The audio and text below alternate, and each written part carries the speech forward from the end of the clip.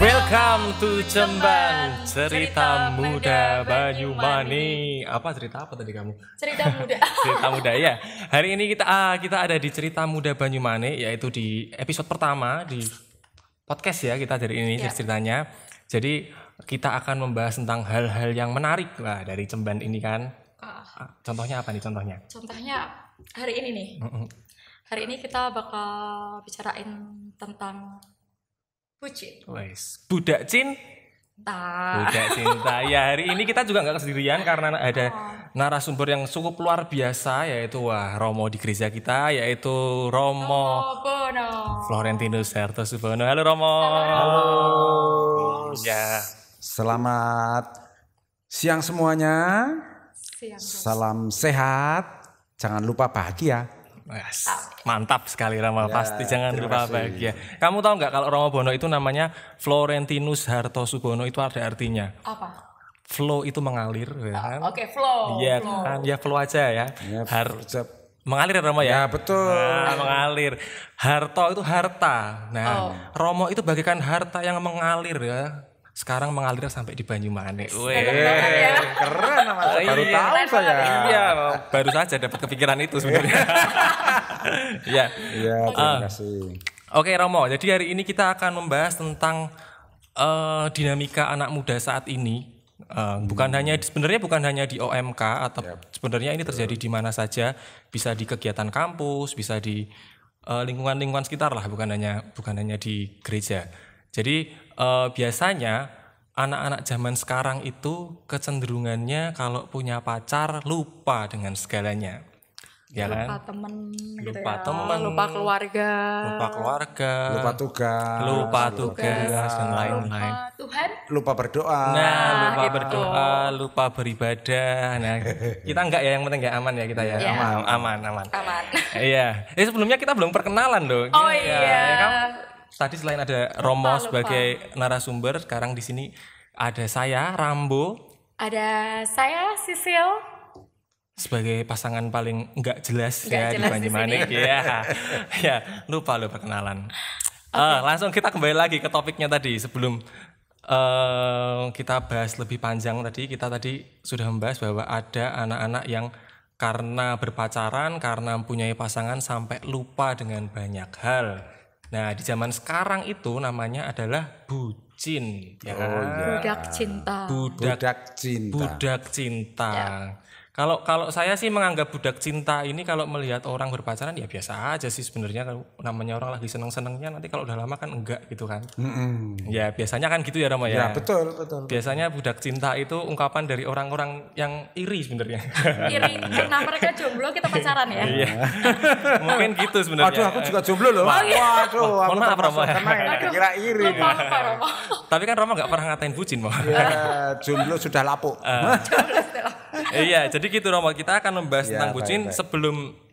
Sebelum lebih dalam kita membahas tentang itu, saya mau tanya dulu sama Romo. Dulu ketika Romo muda, Romo pernah tidak berpacaran? Berpacaran. Diingat-ingat kembali. Sebelum seminari berarti ya. Waduh. Ya, pernah tapi ya namanya masih cinta monyet, Cinta monkey, cinta kekanak-kanakan waktu SMP. Saya baru menyadari kalau cinta kekanak-kanakan, saya kira dulu itu saya kira cinta beneran. Ini cinta hebat sekali. Dan memang betul, tidak hanya sekarang. Dulu juga ada, saya dan teman-teman tuh bucin.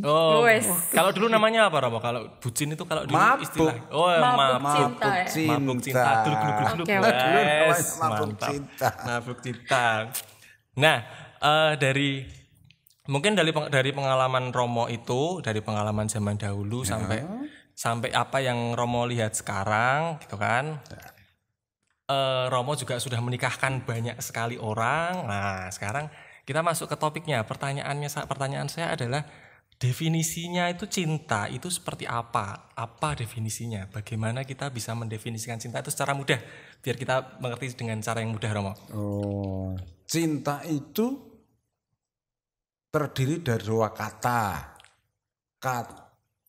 Kata benda, Ya. perasaan, dan kata kerja. Kata benda, saya merasa mencintai, seneng. Awalnya mulai dari seneng ya. Terus karena ada cinta itu kan, wah saya bergembira, bersuka cita, berbahagia karena ada cinta. Tapi juga cinta itu kata kerja. Artinya Tuhan bilang cintailah. Cinta itu mencintai, mengerjakan sesuatu meskipun tidak senang. Syukur kalau senang, tapi saya berusaha untuk melakukan sesuatu. Jadi cinta itu tidak hanya perasaan, tetapi juga tindakan. Pengertian saya begitu. Berarti bisa saja cinta itu tidak suka ya, Romo ya? Tadi kan Bisa, tidak suka, bisa. Saya tidak suka, tapi sudah komitmen mencintai. Seperti kalau sudah suami istri, itu sebenarnya saya tidak suka sama istri saya, perangai istri saya gitu. Tapi saya sudah komitmen untuk mencintai. Saya mengerjakan apa yang bisa saya kerjakan untuk membahagiakan dia. berarti kalau misalkan definisinya seperti itu, yang saya tangkap adalah mencintai itu bisa dikatakan semacam kewajiban yang sudah saya lakukan, yang harus saya selesaikan, berarti harus saya selesaikan. Entah itu terjadi saya memang benar-benar cinta atau tidak, harus saya kerjakan. Apakah seperti itu, Romo? Itu sebenarnya soal kedewasaan dan ketidakdewasaan. Kalau orang dewasa itu mengerjakan sesuatu kalau senang dan tidak senang ukurannya. Tetapi ketika orang dewasa itu mengerjakan segala sesuatu ukurannya perlu dan tidak perlu. Saya tidak suka belajar, tapi saya perlu belajar. Saya tidak suka berdoa, tapi saya perlu berdoa untuk perkembangan saya berikutnya. Tetapi juga kalau itu menjadi suatu rangkaian cinta, saya mengerjakan sesuatu yang memang perlu dan saya senang.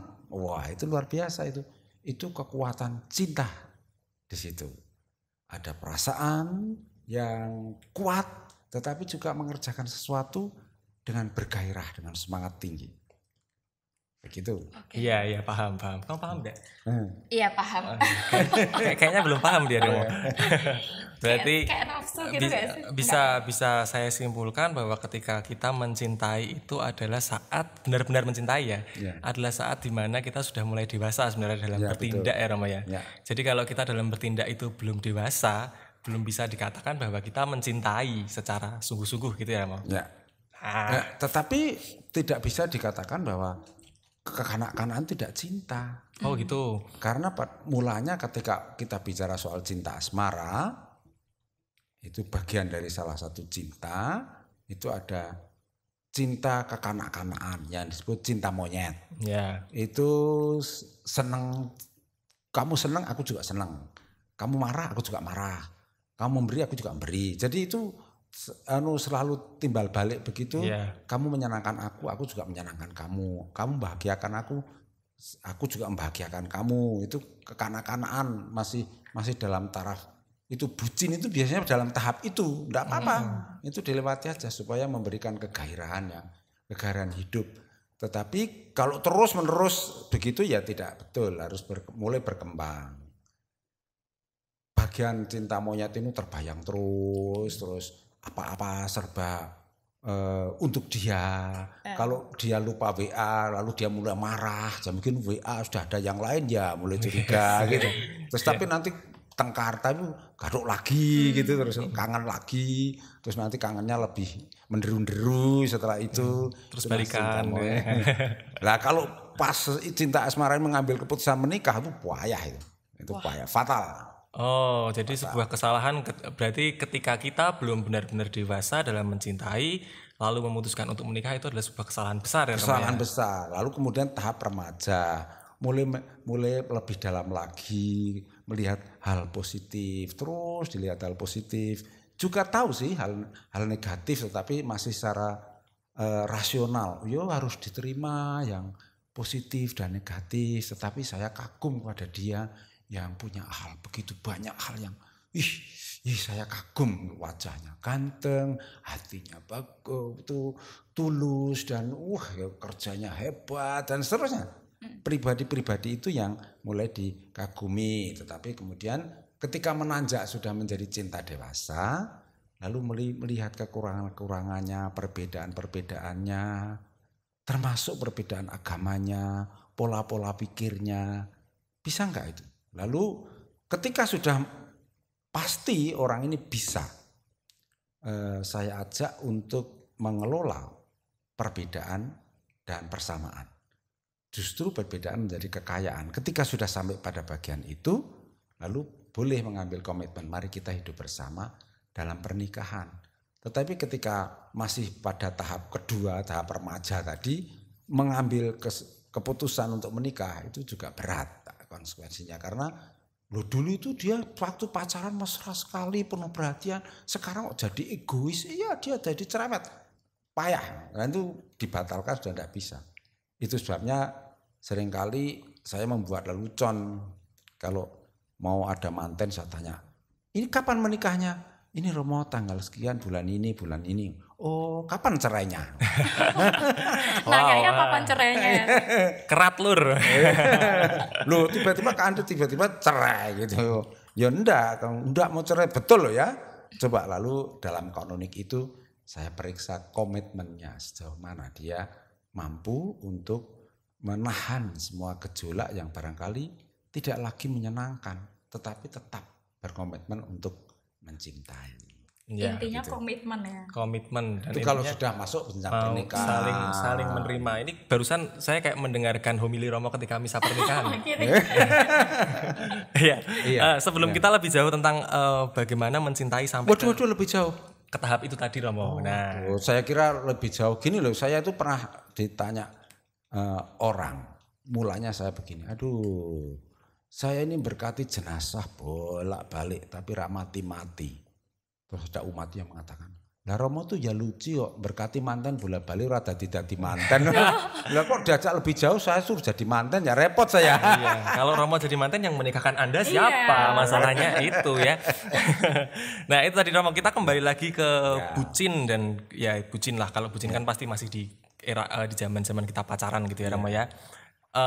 Saya coba menjelaskan sedikit definisi bucin di zaman sekarang. Jadi bucin itu adalah ketika seorang pacar, entah itu pacarnya yang cewek atau yang cowok, mau melakukan apapun untuk pacarnya, bahkan sampai hal yang dalam tanda kutip negatif. Nah, dari situ kan sebenarnya kalau kita lihat itu kan hal yang buruk ya Romo ya. Jadi dia meninggalkan segalanya sampai dia hanya melakukan segalanya juga untuk pacarnya, apapun dia lakukan untuk pacarnya, bahkan tadi hal negatif.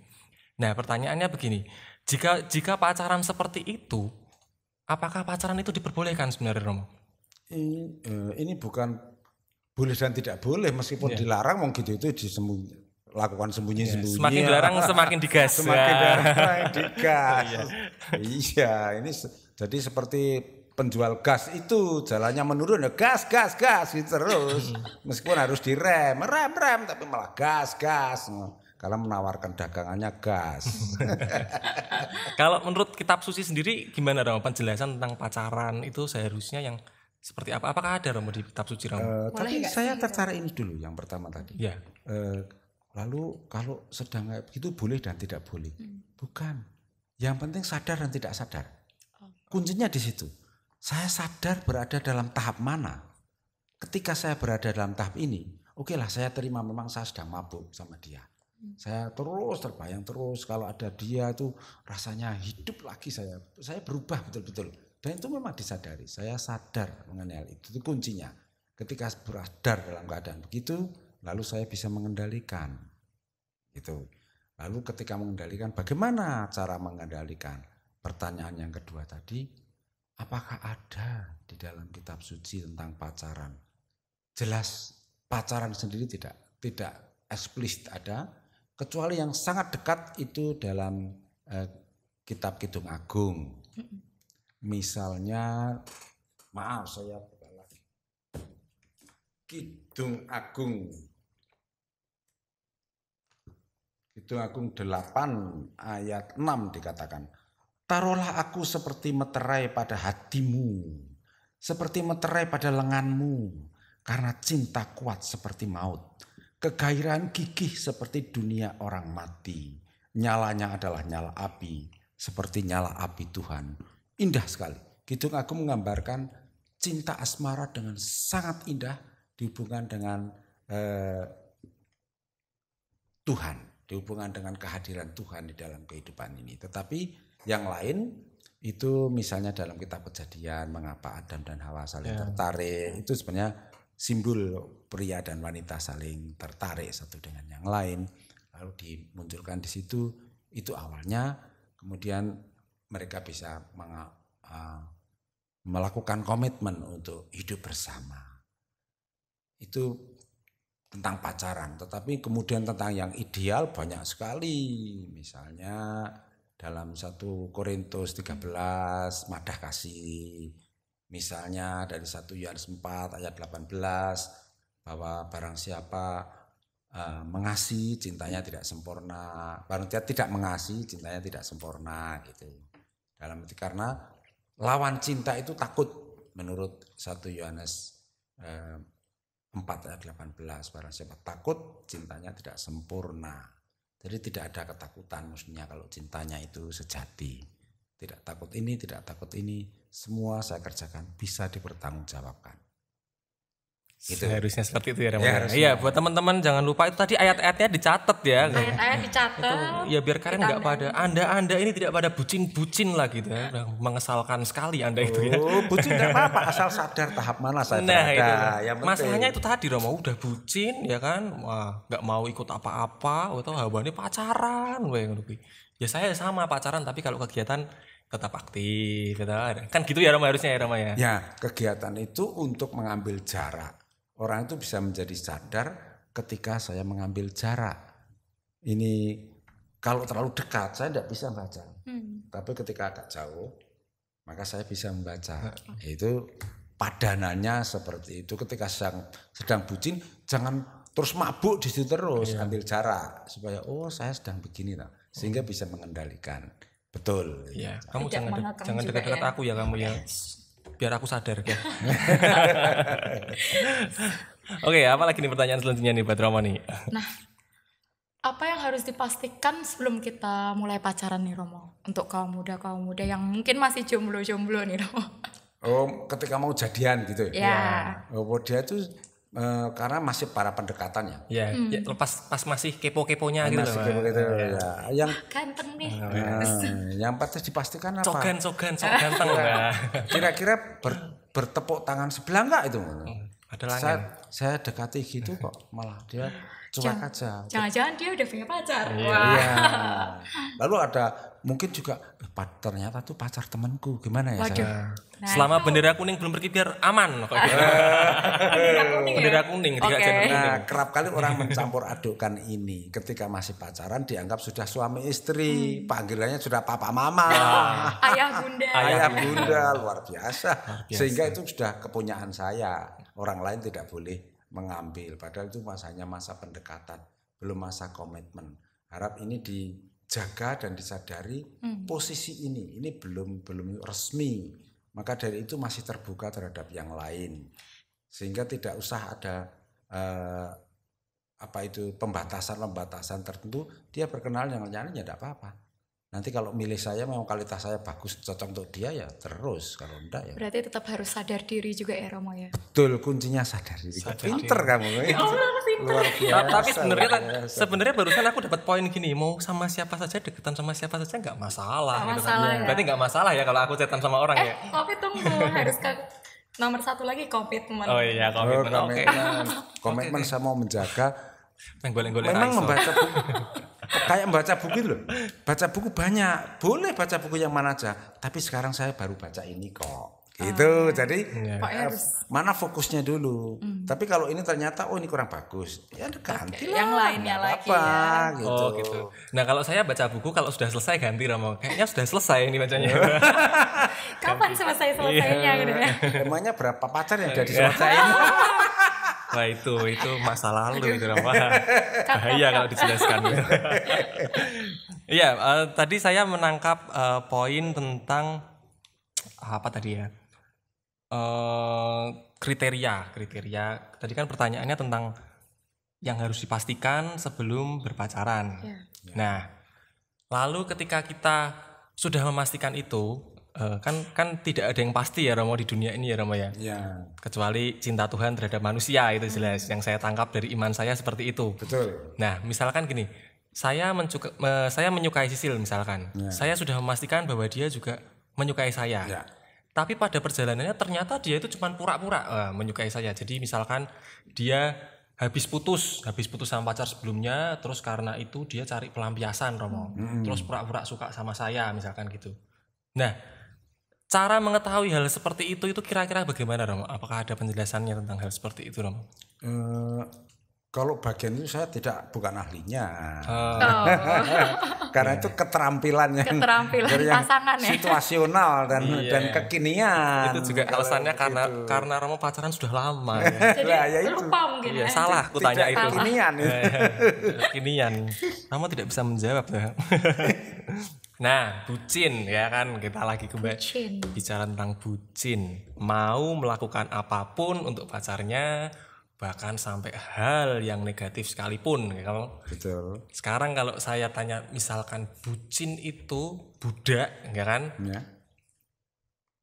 perbedaannya dengan berkorban. Misalkan gini Romo, dia sakit misalkan, terus saya datang ke rumahnya membawakan obat, membawakan makanan. Kalau orang luar melihat itu adalah sebuah bucin, pasti kamu kok bucin banget sih kayak gitu aja sampai segitunya gitu.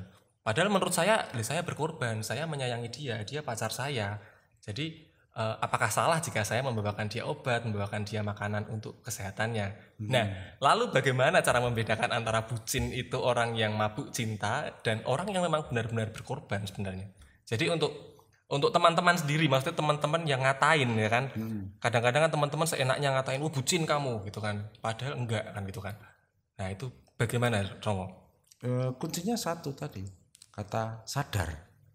Orangnya sendiri yang harus menilai, yang tahu persis. Enggak, saya enggak bucin karena sini. Orang lain pun kalau membutuhkan ya saya beri, apalagi dia kekasih saya, ya saya layani, saya belikan obat, saya tengok, saya bawa pakaian kotornya, saya setrika dan saya kembalikan, saya bawakan masker yang baru. Itu bagi saya layak lah, orang lain juga saya gitukan, apalagi dia orang yang menyayangi saya dan saya sayangi. Kuncinya sadar di situ. Sadar memang sedang bucin, tetapi saya tetap melakukan suatu yang benar. Kebaikan ya Romo? Kebaikan yang benar. Mungkin jadi tidak usah merasa mau gini-gini tengok dulu. Ini omong dikira segini ya, dikira begini. Ini sebaiknya saya lebih banyak mendengarkan suara hati saya yang dikendalikan oleh kesadaran saya. Tutup telinga aja ya Romo ya gitu ya. Berarti sebenarnya sama orang lain. Sebenarnya kalau kayak gitu orang-orang yang melihat itu tidak boleh menjudge si orang itu bucin atau orang itu berkorban Romo. Ya menjudge boleh saja kan, kita tidak boleh dilarang menjudge saya gitu kan mau menempelkan di mana. Hak mereka juga ya Romo. Tidak usah sangat terpengaruh boleh mempertimbangkan ya untuk tetap mengarahkan kesadaran saya, tetapi bahwa kemudian saya sungguh terobsesi oleh pendapat orang itu yang salah. Saya punya pertimbangan pribadi kok. Jadi boleh-boleh saja, tapi harus saya dengarkan juga. Kalau sampai saya tidak mengikuti ujian karena sedang bucin ya itu tidak betul. Itu ukurannya tidak betul. Sangat tidak betul sih sebenarnya. Mungkin harus ada pokoknya hal-hal yang membedakan itu ya. Ya dari pribadinya harus sadar ya Romo ya. Ya kuncinya begitu, harus sadar menyadari berada di mana. Harus menyadari bagaimana kita itu berpacaran itu seperti apa. Sebatas bucin mau melakukan segalanya atau memang dia pacar saya, bahkan saya melakukan kebaikan untuk orang lain, masa sama pacar saya tidak kan gitu ya Romo ya. Nah gitu, karena ya, kita ketika sadar orang menjatuhkan pilihan. Misalnya sekarang ini pacar saya sedang sakit, katakan tabrakan. Ya. Dan saya diajak latihan kur. Wah Katolik kok enggak mau latihan kur? Enggak, pacar saya sedang tabrakan. Saya ke rumah sakit kan wajar enggak apa-apa, saya maaf kali ini tidak, besok iya. Saya pasti akan datang besok, tapi sekarang ini saya enggak. Bisa mengatakan begitu. Iya. Tapi berarti kalau semisal mengutamakan pacar daripada teman itu termasuk bucin nggak Romo? Situasional. Oke. Lah kalau pacarnya mengutamakan pacar hanya karena diajak beli bakso, ya kan ya enggak betul. Saya sampai mengorbankan persiapan ujian hanya karena demi pacar dia, itu enggak betul. Ya udah beli bakso, baksonya cuma bakso kerikil 11.000, harganya 11.000 kan. Iya, lalu katanya mau bayarin malah sini Malah nggak bayarin ya toh. pura-pura mau ke toilet tapi nggak keluar-keluar. Iya, bener Romo. Kalau teman saya tuh malah ada gini, jadi dia bucin itu gini Romo, diajak kegiatan, aku ngetar ke ibuku, wah padahal baru konangan ning ngene HP, wah iki cek pacaran. Oh lah berarti ibunya pacarnya itu. Nah itu kan kacau ya Romo ya, kalau kayak gitu ya Romo. Kacau. Itu termasuk negatif ya? Nah, negatif ya. Nah, negatif bisa, tapi barangkali dia perlu lebih terampil membedakan mana yang penting dan tidak penting. Itu untuk orang yang sudah sadar, lalu kesadaran tahapnya juga kesadaran ini sekarang ini penting dan mendesak mana, dan mana yang tidak penting dan tidak mendesak mana. Itu biasa manajemen dalam Seven Habits dari Stephen McCovey itu ada petunjuk mengenai hal itu. Berarti mengukur skala prioritas ya Rama ya. Betul. Intinya itu ya Rama ya. Saya pinter saya. Tapi kadang Sekolah aku, kalau Romo. kita udah terlena sama cinta, itu tuh kita jadi lupa diri gitu loh Romo. Lah sebagai teman tuh, apa yang harus kita lakuin kalau teman kita kayak gitu? Orang semacam itu dinasihati tidak Mental Iya, ya Rama. itu. diajak omong lembut tidak dengar, diajak omong keras malah dikira ngajak tengkar. Kamu dasar iri ya, kamu ndak laku gitu, ngomongnya gitu nanti. Kalian para jomblo, ya, Anda iri ya dengan kami kan gitu kan pasti kan. Namanya orang mabuk, diajak orang mabuk, diajak omong pelan juga ndak dengar, diajak omong keras dikira ngajak tengkar. Mabuk bebas ya Rama ya. Lalu kalau begitu menemani, kalau bisa menemani, syukur-syukur bisa menanyakan. Bertanya itu paling bagus. Kamu sekarang deket ya, profesiat ya, bagus. Gitu. Oh iya, terus kalau ketika mulai omong, terus ketika ada orang lain mendampingi, dia akan lebih berhati-hati. Seperti kalau orang mengendarai motor, ketika sendirian bisa edan-edanan, tapi boncangan orang kan beda. Lalu menemani sambil berempati, tidak hanya bersimpati, kasihan dia bucin, tetapi berempati. Bagaimana perasaan dia saat ini? Bagaimana dia mengendalikan kesadarannya, mengendalikan perasaannya, mengatur waktunya. Kamu bisa ya, pinter ya, kamu ngatur waktu antara pacaran dan kegiatan. Enggak juga sih. Nah kan dia sebenarnya dia sama mengatakan itu, tapi kalau sudah tahu sendiri syukurlah. Berarti sebenarnya sadar ya Romo dia ya Romo. Iya, tapi kan butuh ada teman, butuh ada yang menemani gitu, yang berempati kepada dia. Gitu ya. Iya. Berarti caranya dengan pendekatan yang smooth. Ya. Smooth, berteman, tetap bersahabat. Ya, sekitar itu. Nah, Mas Tek dengan kaitannya dengan hal tadi ya, bagaimana teman itu memberitahu. Nah, ini ceritanya ada suatu kasus ini Romo. Misalkan ada seorang pacaran, dia tahu bahwa dia sadar bahwa pacarnya itu tidak benar-benar baik untuk dia.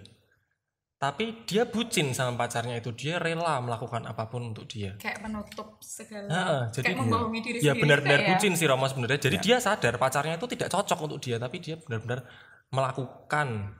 Tidak bisa lepas. Tidak bisa lepas dan dia ngeyel, pokoknya aku kudu mbek kuwi ya gitu kan. Nah sebagai teman apa yang harus kita lakukan? Apakah kita membantu dengan cara yang smooth? Apakah kita juga harus menyemangati dia? Bagaimanapun juga itu pilihan dia atau bagaimana dong?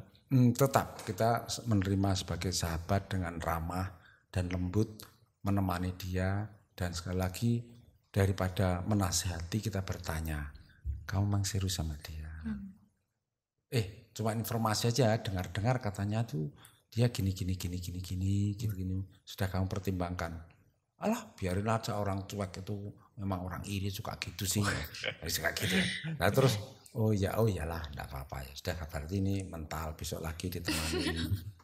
Pokoknya pantang mundur ya. Iya, masalahnya itu kasus itu sekarang orangnya menikah sudah ya. Nah, jangan sampai kita sebagai teman itu tidak bertanggung jawab ketika ada temannya bucin sampai melupakan segalanya tanggung jawabnya dan perkembangan dirinya. Kalau kita keliru, kita ikut bertanggung jawab karena sebagai teman. Maka dari itu baik kalau saya juga menemani dengan ramah, sekali lagi dengan pinter bertanya sampai dia akhirnya mau sungguh-sungguh mengatakan, misalnya sampai, aduh sebenarnya saya itu tidak cocok, tapi gimana ya sudah terlanjur mau mundur kok juga Udah nggak lama. enak lah, udah lama, sudah terlanjur habis-habisan. Nanti kalau putus ujung-ujungnya saya sedekah sama dia. Ya udah habis-habisan kan Romo. Padahal sedekah toh. Iya gitu. Berarti tetap didampingi ya Romo, apapun yang terjadi kita sebagai teman harus tetap mendampingi dia. Syukur-syukur mulai menanyakan, dia itu baik sekali loh. Oh iya dia sampai dia sendiri mengatakan tetapi Dibombong dulu pokoknya ya Romo ya. Kena dia kalau sudah mulai tetapi gitu. Nah, ya itu salah satu keterampilan berteman kan di situ. Ya benar. Berarti hubungan yang sehat tuh kayak gimana Romo? Hubungan yang sehat itu Dalam konteks pacaran nih Romo. dalam konteks pacaran. Kembali lagi sebagai pribadi yang menanjak dewasa, kita terus-menerus mempergunakan kesadaran kita untuk mengerti jenis cinta macam apa yang sedang saya lakoni ini. Karena ada macam-macam cinta filia, kakak, adik, ibu, bapak, dari kata filius bahasa Latin. Orang tua kepada anak. Lalu ada cinta agape, itu cinta saya dengan Anda, itu cintanya cinta agape. Sesama. Persaudaraan dan siapa saja. Lalu cinta amor, itu cinta asmara, ini yang kita bicarakan. Pasangan. Oh sekarang saya cinta asmara, sedang dalam keadaan cinta asmara. Tapi kemudian ketika sudah mulai komitmen, lalu saya berada dalam cinta agape. Ketika bersama Tuhan lalu ada cinta Tuhan, mencintai siapapun juga, termasuk dia yang cerewet, ada yang suka bohong, dia suka mencuri, menghabisi, morotin saya tetap cinta sama dia. Itu sudah tingkat tinggi itu, tingkat ilahi itu. Next level ya. Next level. Sudah seperti Bapa di surga yang menurunkan hujan bagi orang benar dan orang jahat, seperti dalam Matius 5 ayat 45 itu gitu. Dalam banget ya. Rotok ngeluh sih. Tingkat tinggi mau bicara. Tingkat tinggi. Berasa kanonik soalnya. Nah, Romo, misalkan gini Romo, kita punya saya misalkan lah saya saja. Saya menyukai orang nih Romo. Dan ternyata orang itu adalah pacarnya teman saya. Aduh. Nah, itu tuh gimana Romo? Maksudnya itu apakah boleh? Padahal kalau yang saya tangkap dari salah satu 10 perintah Allah kan jangan mengingini milik sesamamu ya Romo. Tadi saya mencintai. Iya, saya mencintai. Jatuh cinta gitu. Jatuh cinta dengan pacar teman saya gitu. Ya, saya lebih senang jatuh cinta. Oh iya. Yang namanya jatuh itu tidak sengaja. Oh iya. Masa ada orang sengaja jatuh? Berarti nggak salah ya Romo ya? Berarti tidak salah. Nggak salah. Spontan saya tertarik sama dia. Saya wajar. Saya wajar tuh. Apakah akan saya lanjutkan? Itu kan pikiran lain. Saya sebagai Romo juga manusia biasa. Kalau melihat orang cantik, saya juga senang, rasanya aku pernah jatuh cinta juga. Tapi masuk sebagai Romo mau, bagaimana sih? Tidak usah diungkapkan cintanya itu. Kemudian cinta itu pengalaman saya. Kemudian saya ubah dari cinta asmara menjadi cinta agape. Saya memberi perhatian seperti yang lain-lain. Sama. Tapi kalau dengan dia, jujur saya memang tertarik. Kalau dengan dia kerjasamanya enak. Dengan dia saya bersemangat, tetapi saya tidak terus mengatakan, aku mencintai kamu, Bu. Kamu pisah sama dia, sama aku aja. Kalau itu nggak boleh ya Romo? Tergantung situasinya. Tergantung situasi. Oke, kita masih dapat poin yang baik ini. Tergantung situasinya. Karena dia ada harapan ya, ada harapan. Belum menikah, jadi masih dalam taraf penjajakan. Jangankan belum menikah, belum meninggal Romo. Bendera kuning belum berkibar ya, aman Mas ya. Kan kalau menikah masih bisa cerai kan gitu kan. Walaupun di Katolik tidak boleh loh ya. Lebih ke sadar diri berarti ya harusnya. Betul, kuncinya tadi. Nah itu buat sadar. Menyadari dan mengendalikan diri. Untuk menolong supaya tetap sadar, ditemani. Jangan dibiarkan berjuang sendiri. Gitu. Saya suka tadi sama dengan ada statement Romo yang cukup menarik buat saya bahwa Romo pun manusia biasa yang bisa menyukai orang. Betul. Nah berarti ini pengakuan ya berarti ya bahwa Romo pun bisa menyukai cewek gitu kan. Romo pasti cowok kan soalnya. Tapi dengan cara tadi Romo menggunakan itu kedewasaan Romo untuk membuat cinta apa tadi? Cinta amor itu menjadi agape. Jadi menyamakan cintanya terhadap orang itu dengan orang lain, yang lainnya, umat yang lainnya misalkan. Luar biasa. Jadi Romo susah ternyata ya. Susah ya. Suka sama orang tapi harus suka sama yang lainnya juga lah gitu kan. Loh yang saya yang lakoni nggak susah kok. Oh iya. Fine aja. Fine aja. Iya, luar biasa memang. Apalagi seperti posisi saya ini dan nanti juga dalam pendampingan teman. Itu seringkali terjadi apa yang namanya transference. Misalnya si A itu sedang pacaran dengan si B. Ternyata mereka tidak cocok. Kemudian C itu datang ngomong sama si A ini mengatakan menemani. Terus ini curhat. Akhirnya ternyata memilih teman yang baru ini. Ternyata meninggalkan pacar memilih yang baru ini. Kalau ini juga mulai menjawab. Ini mulai namanya keliru. Kalau memang sudah ada ikatan, khususnya dalam suami istri. Kalau masih pacaran oke. Kalau masih pacaran boleh ya Romo. Lalu dalam pengalaman saya, banyak orang yang datang pada saya juga perempuan yang sebenarnya mulai tidak apa-apa. Mulanya biasa saja gitu. Cing. Lama kelamaan mulai bercanda seadanya dan akhirnya datang juga. Bablas ya. Loh kok orangnya bolak-balik ke sini terus saya mulai jatuh cinta pada Romo. Lalu itu namanya transference. Sebenarnya tidak jatuh cinta pada saya, tetapi jatuh cinta pada orang yang diidealkan. Tetapi kalau Romonya GR, waduh, seperti aku lumayan ya. Ada yang jatuh cinta. Ada seger. Ini pengakuan luar biasa ini. Jadi tidak ada di channel lain coy. Kalau mulai melayani itu kode etik sudah dilanggar.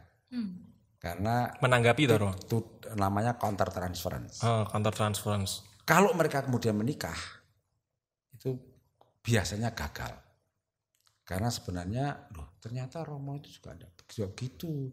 Ternyata mulai egois, mulai begini, mulai hanya mikirkan dirinya sendiri, sibuk dengan pikirannya sendiri.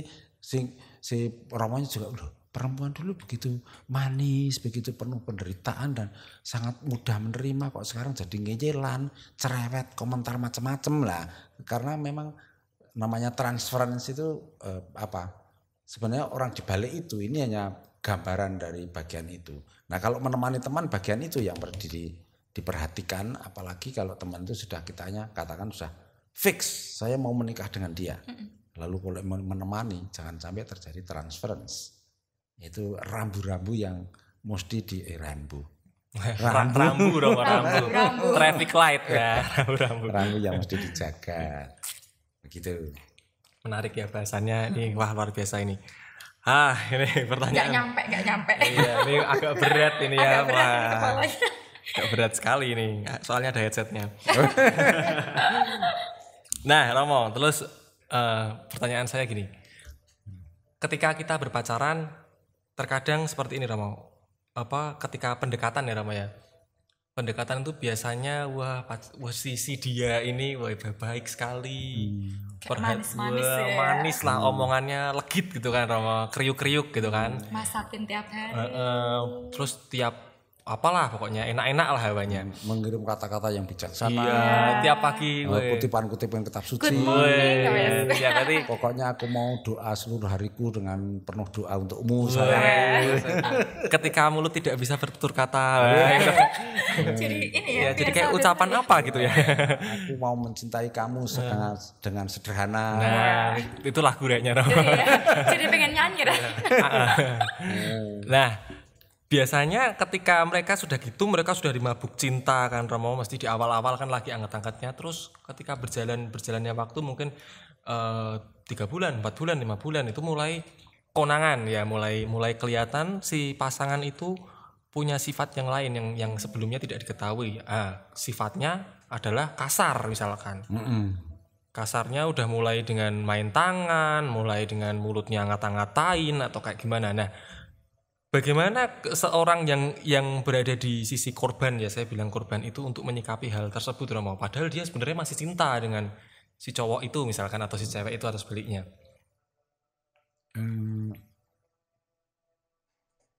Kuncinya seperti yang diungkapkan Socrates.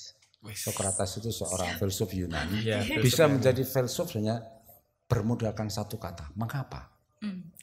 Mengapa dia kasar? Apakah itu memang pendidikan masa kecilnya, memang gayanya seperti itu, tetapi hatinya lembut. Barusan ngata-ngatain, sesudah itu dengan saya tuh ya gandeng lagi, ngelusus lagi. Ketika aku nangis, dia juga bisa menjadi sandaran. Pokoknya dia menjadi pundak di mana saya bisa meletakkan kepala saya ketika saya sedang bersedih. Gimana sih itu? Tapi memang dari diri saya sendiri, kenapa saya tidak suka dengan yang kasar ya? Kenapa? Mungkin karena saya dulu selalu dididik halus. Misalnya, saya belajar menerima di maki-maki orang itu justru di seminari. Ayah saya keras sekali, orang tidak boleh mengumpat. Sekali mengumpat mesti dipukul mulutnya. Tetapi di seminari saya malah dengar teman-teman saya ngumpat. Pertama kali saya, risih ya Romo. Kayak gini mau jadi pastor. Karena kebiasaannya nggak pernah ya. Iya, sebentar Romo. Kayak gini masa mau jadi pastor? Pastor boleh mengumpat gak Romo? Apanya?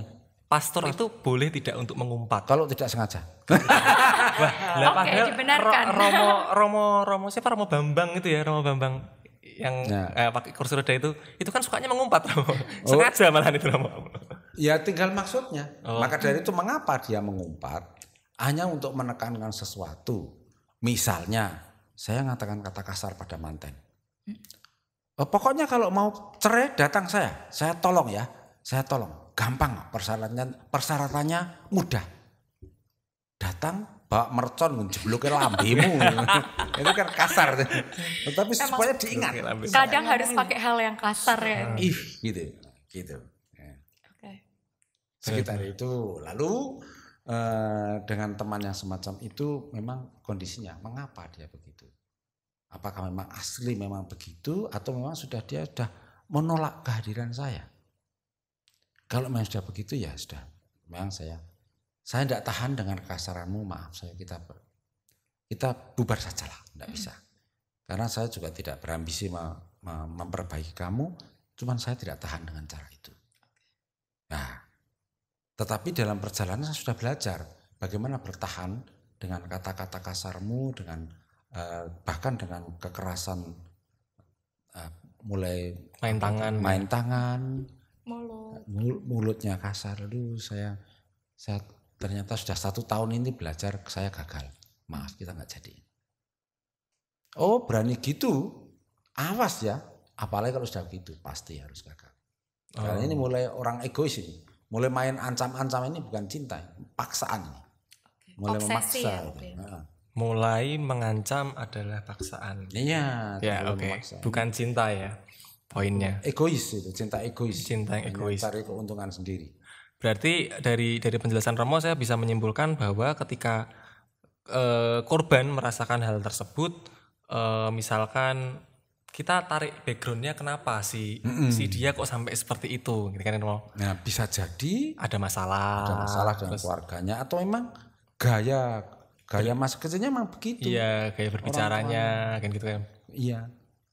Misalnya Saya pernah pergi ke asrama, saya kaget sekali suster itu membangunkan anak-anak dengan marah-marah. Kemang mau kamu jadi orang apa?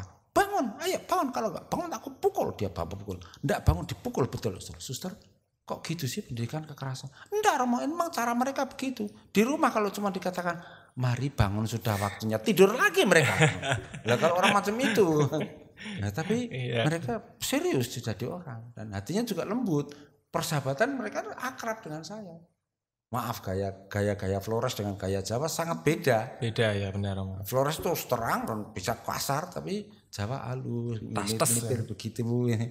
Itu enggak budaya. Mengapa dia begitu? Oh soal budaya kok. Kalau hatinya oke, misalnya gitu. Berarti kalau pacar kasar tapi dia aslinya penyayang gitu nggak apa-apa? Ya maksudnya masih mencintai, cuman backgroundnya dia memang kasar gitu kan. Dia ngomongnya kasar tapi lain kali, ketika ayah saya sakit dia di sini sudah aku beresin. Kamu lelah, kamu istirahat dulu, saya beresin. Nah itu saya banget ini. Berarti kalau orang kayak gitu karena kebiasaan itu sebenarnya di luar kesadaran dia ya Ramo, karena itu kebiasaan ya Ramo ya.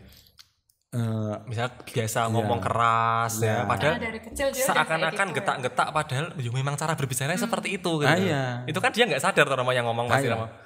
Berarti harus dipahami dulu ya alasannya seperti itu ya. Ya sekitar itu. Nah, lalu ya pernah ini pengalaman, saya punya teman sekolah dari Surabaya. Waktu kuliah tanya, kamu dapat apa? Dapat A. Dapat A ya? Dia mau marah tuh. Bathukmu sempal. Cewer kosong muni A. Ngenyak ya. Itu mah gaya dia gitu.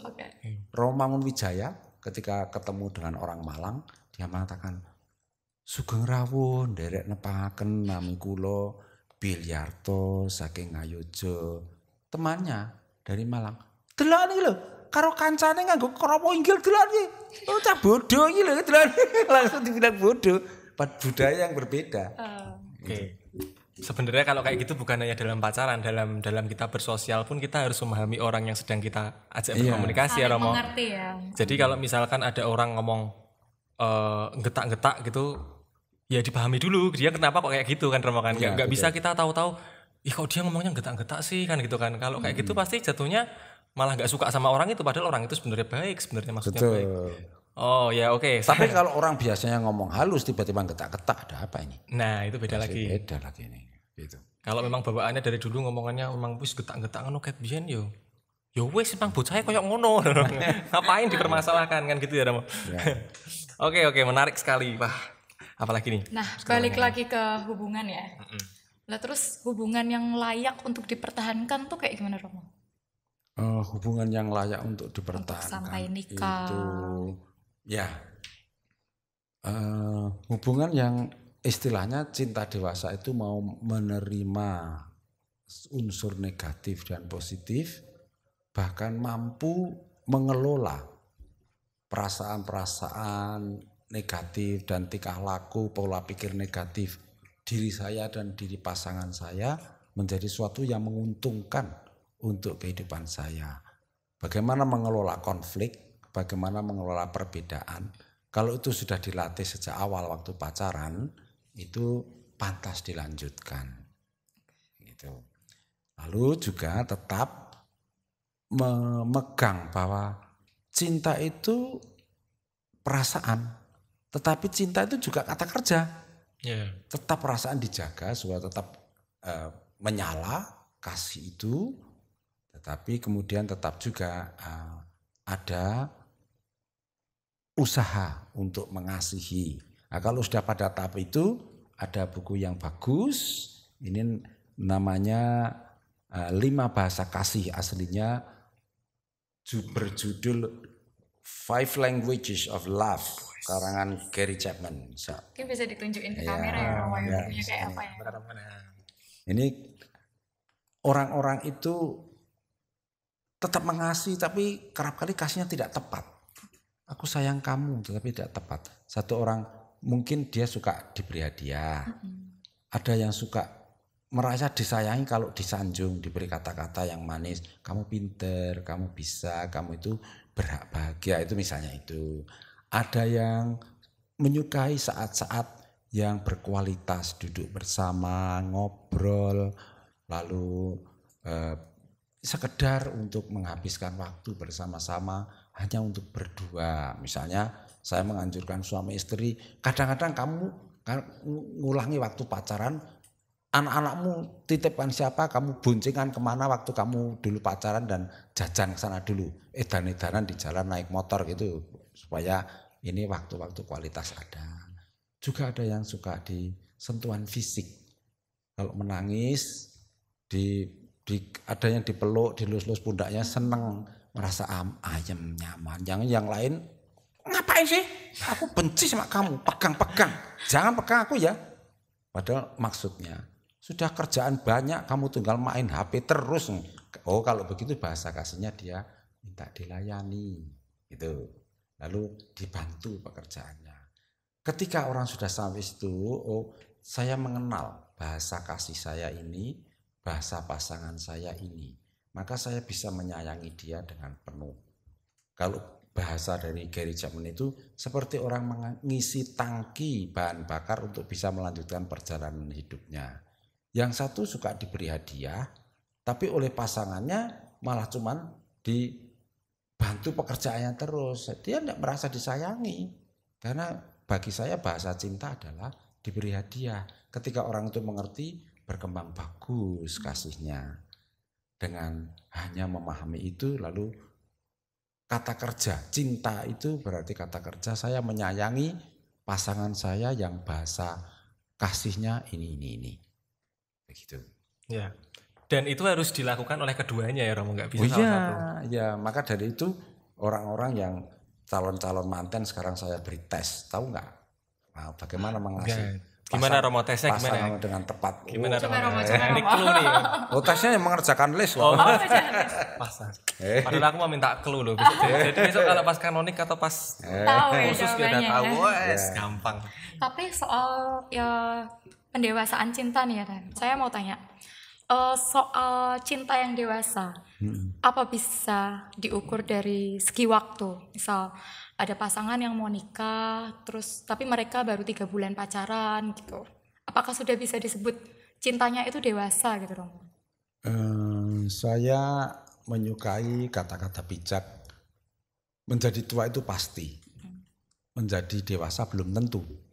Ada orang yang rentang waktu tertentu tetap tidak dewasa, kanak-kanakan terus. Tapi ada juga orang yang dalam waktu singkat sudah bisa menjadi dewasa. Tergantung bagaimana dia itu mengusahakan kedewasaan pribadinya dan seterusnya, banyak faktor yang menunjang. Tetapi kita tidak bisa memastikan kalau 3 bulan pasti belum cukup. Itu ya kita sembarangan dengan cara itu. Maka kembali lagi dilihat sejauh mana pribadi itu sungguh-sungguh sudah menjadi pribadi dewasa meskipun baru 3 bulan. Misalnya gitu. Tapi memang ukuran waktu baru 3 bulan itu apa sudah cukup ya, diragukan lah pada umumnya. Kalau saya lebih baik kamu tunda dulu. Saya beri waktu dulu lalu saya pengen lihat intensitasmu dalam relasi itu apa sungguh-sungguh sudah dewasa.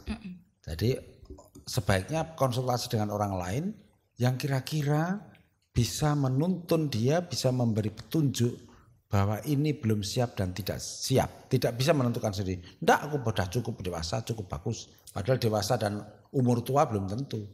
Kamu sudah umur sekian masih diatur. Itu berarti kekanak-kanakan ya. Gitu. Berarti meskipun kita misalnya pacaran udah 3 tahun gitu, tapi kalau belum dewasa ya pokoknya nggak boleh. Iya. Jadi kita jangan bangga kalau kita udah pacaran lama di sini. Bisa jadi belum dewasa ya. Jadi belum dewasa, kamu yang belum dewasa sih. Aduh, badan saya yang belum dewasa. Oh iya masih kanak-kanak. Kecil ya. Oh iya, kempongannya mana? Diseragamin SD masih layak itu Romo. Oke Romo, langsung lanjutnya saya ingin tahu misalkan pasangan yang tepat menurut kitab suci. Nah, itu gimana Romo? Apakah sama dengan logika yang ada dengan misalkan dewasa tadi atau adakah aturan di kitab suci tentang pasangan yang tepat itu seharusnya seperti apa?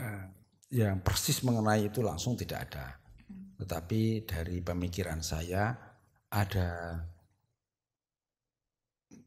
ukuran pertama adalah apakah kasihnya itu sungguh kasih yang dibimbing oleh roh. Dari Galatia 5 ayat 19 sampai 22. Kasih yang dibimbing oleh roh itu membawa damai sejahtera, tidak membawa kegelisahan, tidak membawa kekacauan. Misalnya dua pasang suami istri tiba-tiba yang ketemu lalu saling jatuh cinta karena reuni. Itu membawa kekacauan. Kekacauan dua hal. Dia tidak membedakan mana cinta asmara dan cinta agape, masih mengacaukan roh karena membawa kekacauan. Itu tidak boleh terjadi. Yang kedua, kasih itu diukur dari 1 Korintus 13 itu sudah cukup. Madah kasih itu sabar, kasih itu murah hati dan seterusnya itu. Dua ayat itu sudah bisa untuk menjelaskan dari kasih macam apa yang menjadi idealisasi orang-orang Kristiani. Gitu. Ya bisa dari sini bisa saya simpulkan sih ketika tadi Romo ngomong bahwa ketika kita mencintai itu harus benar-benar sama dewasa ya Romo. Lalu ketika kita kaitkan dengan ayat dari Galatia tadi Romo dan yang pembedaan roh. Nah, berarti kalau otomatis sudah sama-sama dewasa sudah ada roh yang berada di tengah-tengah mereka ya Romo. Iya.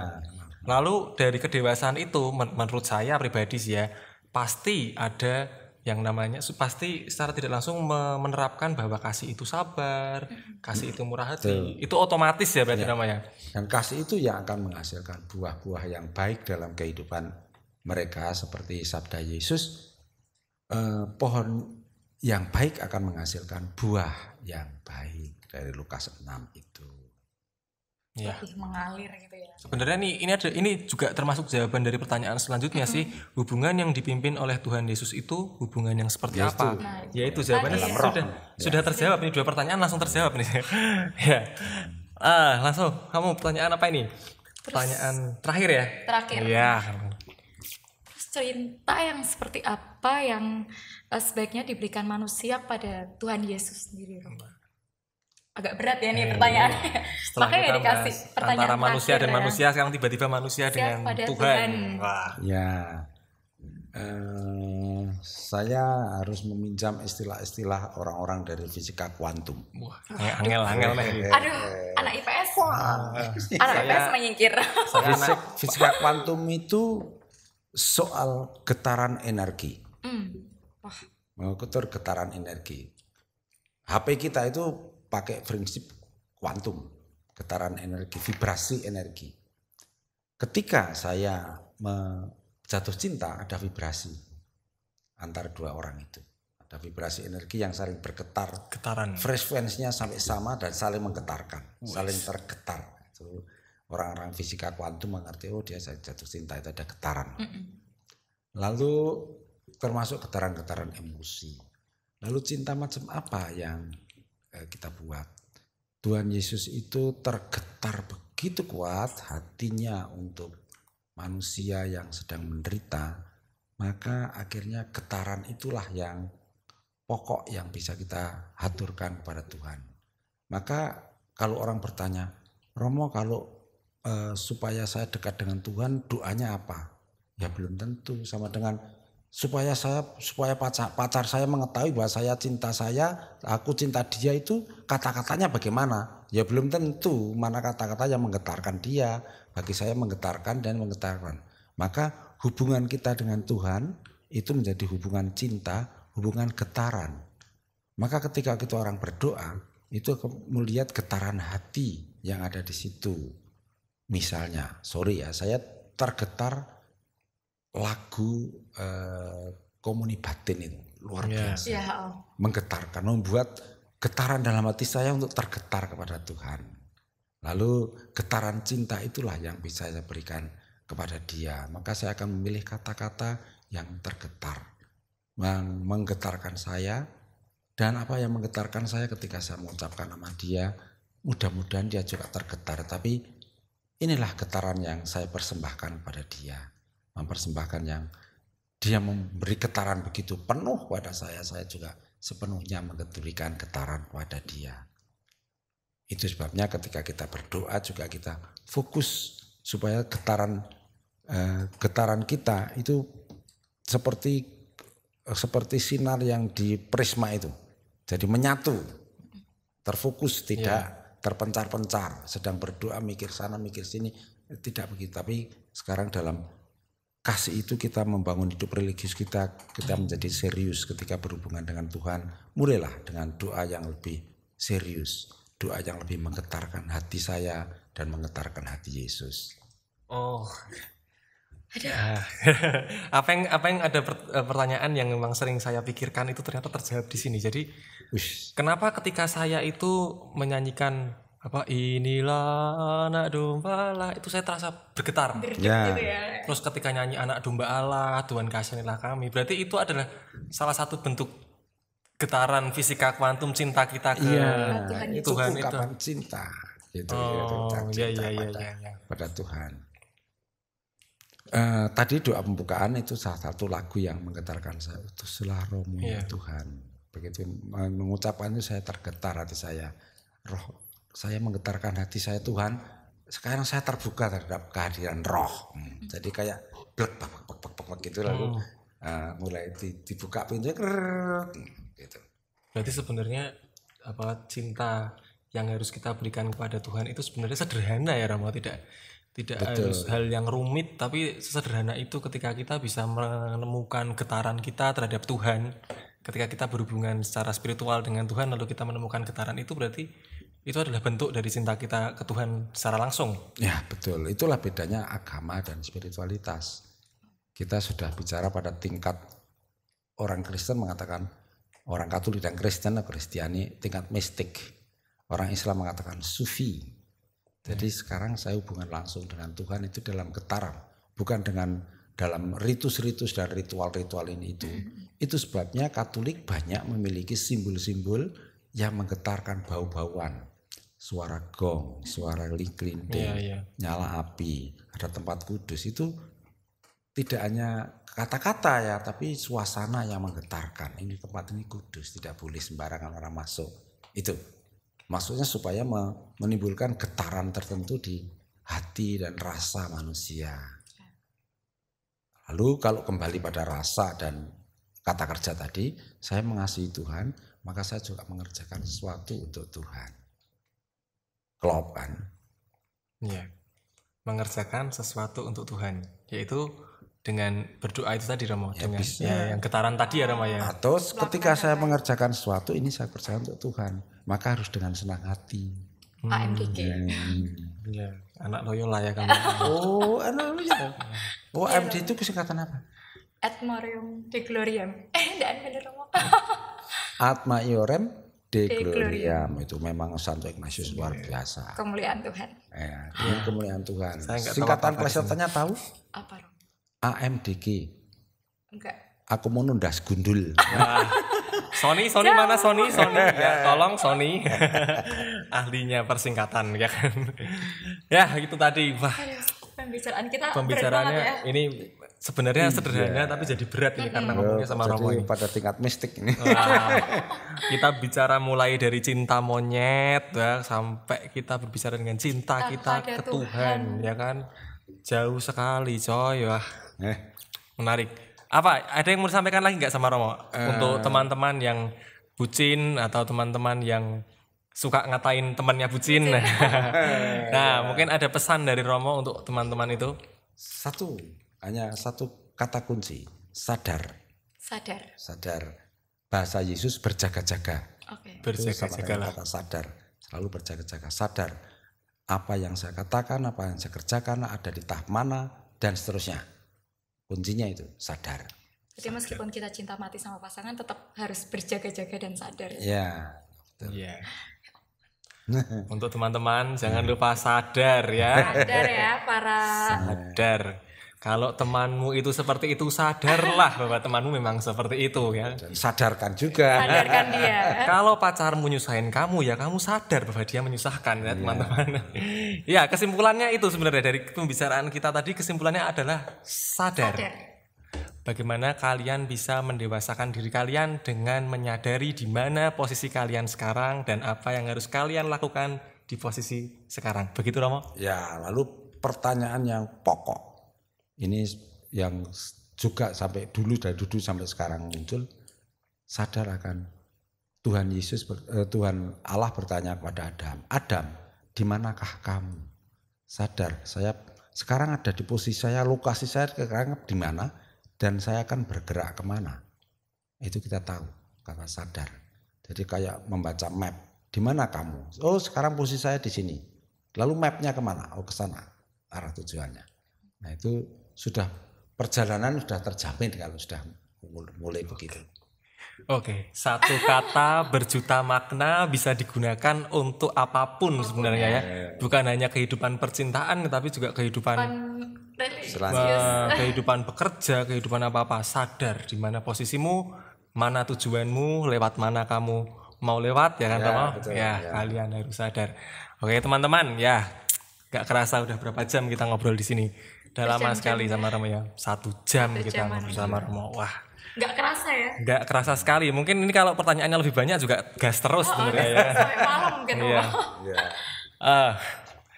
Dari kesimpulan itu tadi, dari percakapan kami tadi didapatkan satu kesimpulan yaitu sadar. Untuk kalian teman-teman semua, sadarlah di mana posisi kalian, sadarlah bagaimana kalian akan melakukan sesuatu, sadarlah tujuan kalian kemana, dan sadarlah jalan menuju tujuan kalian. Jangan menggok kanan, menggok kiri. Fokus ya. Ya, harus fokus dengan tujuan kalian itu. Begitu.